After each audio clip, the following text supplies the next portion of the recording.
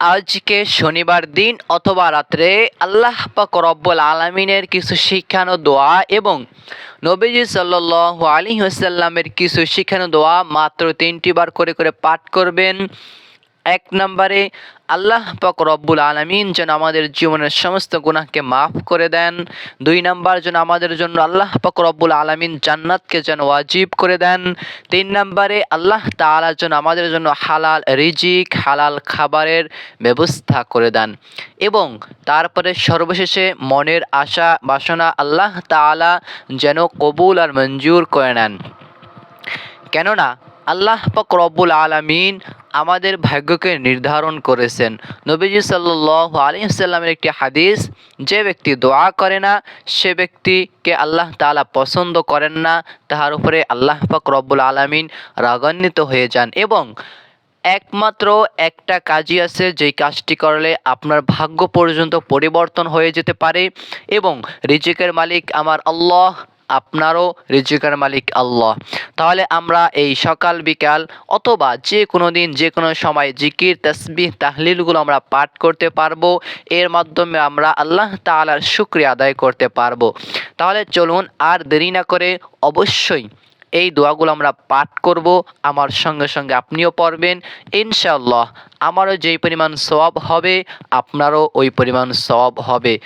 আমার দোয়া যদি আল্লাহ তাআলা কবুল করে নেন, ইনশাআল্লাহ আপনার দোয়াকেও আল্লাহ তাআলা কবুল করে নেবেন।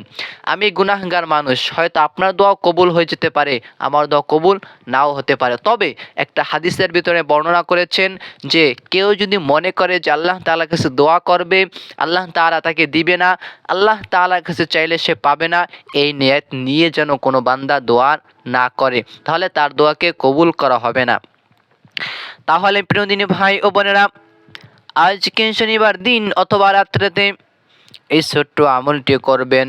অবশ্যই কত সময় কত দিকে আমরা ব্যয় করি, কত সময় আমরা কত দিকে খরচ করি, একটু সময় নিয়ে যদি আমরা যদি কোরআনুল কারীমের কথা এবং হাদিসের কথা এবং ফজিলাত সম্পর্কে এবং দোয়া সম্পর্কে যদি জানতে পারি, মানতে পারি, আমাদের জীবনকে যদি সুন্দরভাবে করে পরিচালনা করতে পারি, তাহলে ফারিকুম ফিল জান্নাহ, আমরা অবশ্যই জান্নাতে যাওয়ার রাস্তা যেতে পারবো। আর যদি আমরা না যেতে পারি তাহলে ফারিকুম ফিল জান্নাতি ওয়া ফারিকুম ফিস সাঈর, আমাদের জন্য জাহান্নামের রাস্তা হয়ে যাবে। আমরা রাস্তা হলো দুইটা, একটা হলো জান্নাতের আর একটা হলো জাহান্নামের। আমরা যেন জান্নাতে যেতে পারি, আল্লাহ পাক রব্বুল আলামিন যেন আমাদের জন্য জান্নাতকে অবধারিত করে দেন, জান্নাতকে যেন আমাদের জন্য নির্ধারিত করে দেন। তাহলে চলুন, আল্লাহ পাক রব্বুল আলামিন সপ্তাহে 7 দিন রেখেছেন। আল্লাহ তাআলার গণনা অনুযায়ী 7 দিন। এই 7 দিনের ভিতরে আল্লাহ পাক রব্বুল আলামিন 6 দিনের ভিতরে 6 দিনকে ঘিরে এই আসমান এবং জমিনকে সৃষ্টি করেছেন। সুবহানাল্লাহ। যেই আল্লাহ তাআলা আপনাকে আমাকে সৃষ্টি করেছেন, সেই আল্লাহ তাআলা আজ এই আসমান এবং জমিনও সৃষ্টি করেছেন। গাছপালা, তরুলতা, যাহা কিছু আছে, বকরি, ছাগল, মহিষ, গরু, ভেড়া, যাহা কিছু আছে সব কিছু আল্লাহ তাআলা সৃষ্টি করেছেন। এবং আল্লাহ পাক রব্বুল আলামিন বলেছেন যে প্রত্যেকটা প্রাণী একমাত্র আমার জিকির করে, আমার তাসবিহ তাহলিল পাঠ করে। ঘড়ি পর্যন্ত আল্লাহ তাআলার জিকির করে, গাছপালা আল্লাহ তাআলার জিকির করে, ছাগল, ভেড়া, উট, দুম্বা, গরু, খাসি যাই আমরা বলি না কেন সব কিছু একমাত্র আল্লাহ পাক রব্বুল আলামিনের জিকির করে। তাহলে চলুন সেই ছোট্ট আমলটি অথবা সেই ছোট্ট গুরুত্বপূর্ণ ফজিলতপূর্ণ দোয়াগুলো আমরা এখনই পাঠ করে নেব ইনশাআল্লাহ। তাহলে অবশ্যই শুনে রাখুন।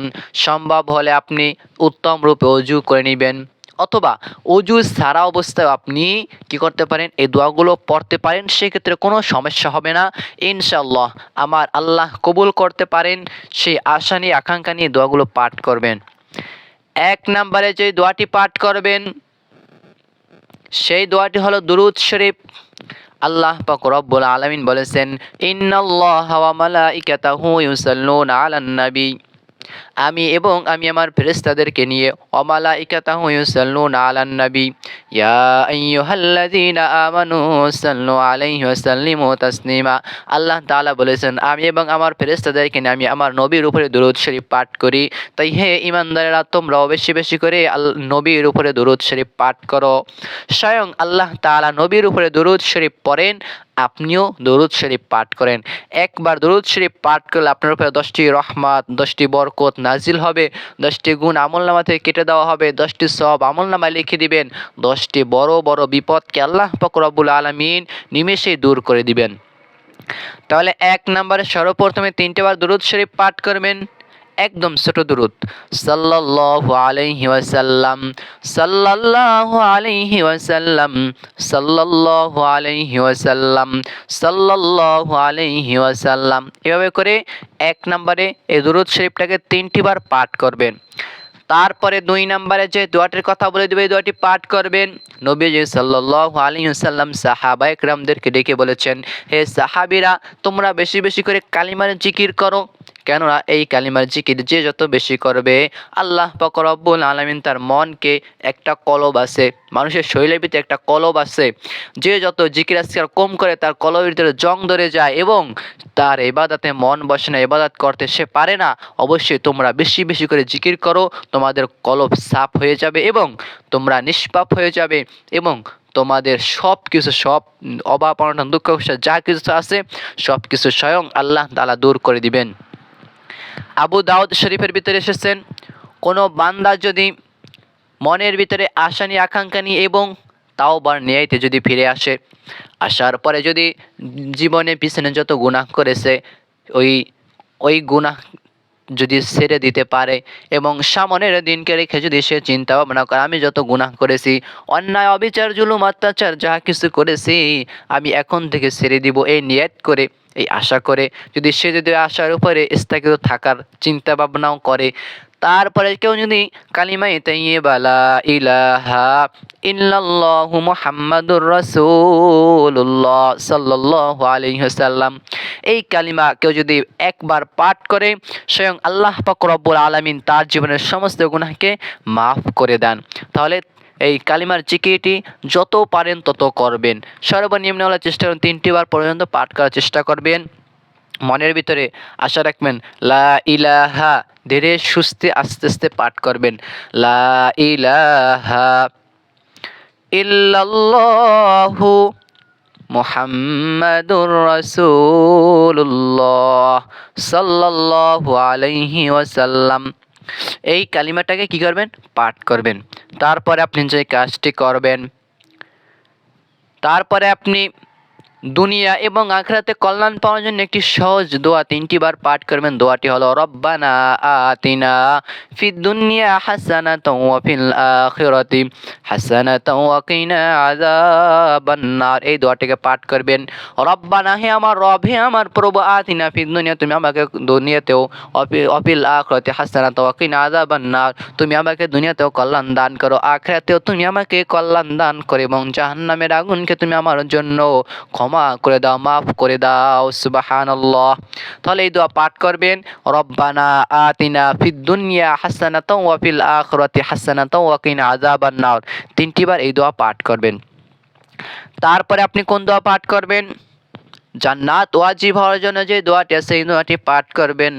রাদিতু বিল্লাহি রাব্বান ওয়া বিল ইসলামি দীনাও ওয়া বি মুহাম্মাদিন সাল্লাল্লাহু আলাইহি ওয়াসাল্লাম নাবিয়্যা।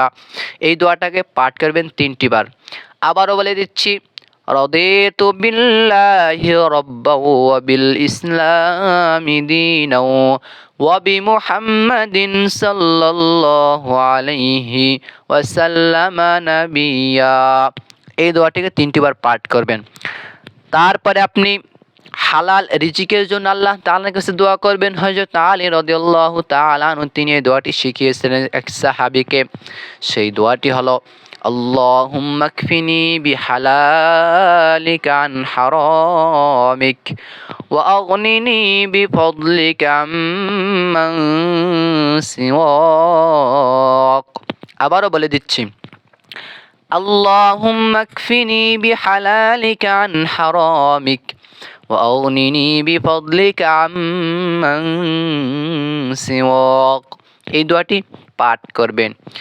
তারপরে সর্বশেষে একটি ইসমে আজমের শক্তিশালী পাওয়ারফুল ইসমে আজমের দোয়া পাঠ করবেন। এই দোয়া পাঠ একবার এক সাহাবী এই দোয়াটি পাঠ করেছেন। স্বয়ং আমার নবী আপনার নবী মুহাম্মদুর রাসূলুল্লাহ সাল্লাল্লাহু আলাইহি ওয়াসাল্লাম বলেছিলেন যে আল্লাহ তাআলার হাতের মুঠে আমার প্রাণ, ওই আল্লাহ তাআলা কসম করে বলতেছি তুমি এই দোয়া পাঠ করেছো, এই দোয়া আল্লাহ তাআলার কাছে খুব প্রিয় হয়েছে এবং আল্লাহ তাআলা তোমার দোয়া মনের আশা বাসনাকে কবুল করে নিয়েছেন। সুবহানাল্লাহ। তাহলে এই দোয়াটি পাঠ করবেন। দোয়াটি হলো ইসমে আজমের পাওয়ারফুল শক্তিশালী দোয়া। এই দোয়াটি পাঠ করে কেউ যদি দোয়া করে তার দোয়া অবশ্যই কবুল হবে। দোয়াটি হলো আল্লাহুম্মা ইন্নী আসআলুকা বিআন্নী আশহাদু আন্নাকা আনতাল্লাহ লা ইলাহা ইল্লা আনতাল আহাদুস সামাদুল্লাযী লাম ইয়ালিদ ওয়া লাম ইউলাদ ওয়া লাম ইয়াকুল লাহু কুফুয়ান আহাদ। এই দোয়াটি পাঠ করবেন। প্রিয় দিনী ভাই ও বোনেরা, সর্বশেষে আপনি আবার দুরূদ শরীফের আমল করবেন। দুরূদ শরীফ বিন কিন্তু আল্লাহ তাআলার কাছে দোয়া কবুল হয় না। দুরূদ শরীফ পাঠ করবেন সাল্লাল্লাহু আলাইহি ওয়াসাল্লাম সাল্লাল্লাহু আলাইহি ওয়াসাল্লাম সাল্লাল্লাহু আলাইহি ওয়াসাল্লাম। এইভাবে করে আমলটি করে তারপর আল্লাহ তাআলার কাছে মোনাজাত করবেন, অথবা আমি যেইভাবে করে পাঠ করেছি আমার সঙ্গে সঙ্গে পাঠ করবেন। এইভাবে করে পাঠ করে আল্লাহ তাআলার কাছে মোনাজাত করে মনের আশা বাসনা চাহিদা আল্লাহ তাআলার কাছে বলবেন। আপনার সন্তান হয় না, মেয়ে সন্তান হয় না, আল্লাহ তাআলার কাছে মেয়ে সন্তান চাইবেন। ছেলে সন্তানের আশা, ছেলে সন্তান আল্লাহ তাআলার কাছে চাইবেন। এবং আপনার সংসারে যাহা কিছু প্রয়োজন আল্লাহর কাছে চাইবেন। আপনার ওয়াইফ আপনাকে দেখতে পারেন, আপনাকে পছন্দ করেন, আল্লাহ তাআলার কাছে দোয়া করবেন, আল্লাহ তাআলা দিবেন। আপনার হাজবেন্ড আপনাকে পছন্দ করেন, আপনার কথা শুনতে পারেন, আল্লাহ তাআলার কাছে দোয়া করবেন, আল্লাহ তাআলা অবশ্যই ইনশাআল্লাহ দিবেন। তার মনের ভিতরে ভালোবাসা, ভালো ব্যবহারের ব্যবস্থা আল্লাহ তাআলা করে দিবেন।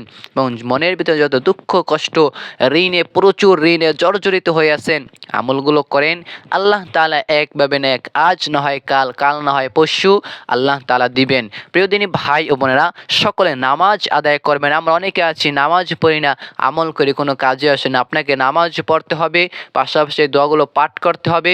ইনশাআল্লাহ মনের আশা বাসনা ঋণগ্রস্ত থাকলে আল্লাহ তাআলা ঋণকে পরিশোধ করে দেওয়ার ব্যবস্থা করে দিবেন। সকল দুশ্চিন্তা, অভাব অনটন এবং দুঃখ কষ্ট যে বিষয়ের উপরে থাকুক না কেন আল্লাহ তাআলা নিমেষেই অতি দ্রুত আপনাকে পরিপূর্ণ সুস্থতা দান করবেন। এবং যত দুঃখ কষ্ট যা কিছু আছে আল্লাহ পাক রব্বুল আলামিন পরিপূর্ণ মাপের সুস্থতা দান করবেন ইনশাআল্লাহ। তাহলে আজকে এই শনিবার দিন অথবা রাতে এই ছোট্ট পাওয়ারফুল শক্তিশালী আমলগুলো করেন ইনশাআল্লাহ। আপনার জন্য আমি খাস করে দোয়া করি, আমার জন্য আপনি দোয়া করবেন, ভালো থাকবেন, সুস্থ থাকবেন। আমি আপনাদের সঙ্গে ছিলাম মোহাম্মদ হাফেজ মোহাম্মদ রাফিউল ইসলাম সাকিব। আমার জন্য দোয়া করবেন, আপনাদের জন্য দোয়া রইল। আসসালামু আলাইকুম ওয়া রাহমাতুল্লাহি ওয়া বারাকাতুহু।